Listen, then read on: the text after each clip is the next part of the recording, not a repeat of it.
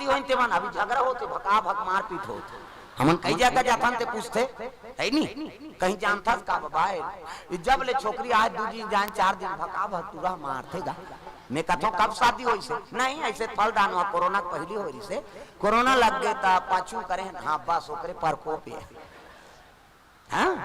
का बात वो तो कोरोना पहली फल दान होई से मतलब नंबर सेंट हो गए नंबर मिल गए अब वो कोरोना लग गया आधा रात में रोज गोटिया थे खाना खा लिया कहते खाए जान खाए दुखाई ते नहीं खा ओकर घर में जाबे तहन खवात रहो तो आधा रात के रोज गोटिया टक रहा है अब 2 साल ले कोरोना झपा गया शादी करें कहाँ शादी होगा सब साथी आएंगे है नहीं अब 2 साल के बाद कोरोना के बाद शादी होगा वो हंसते में ज्यादा समझा थे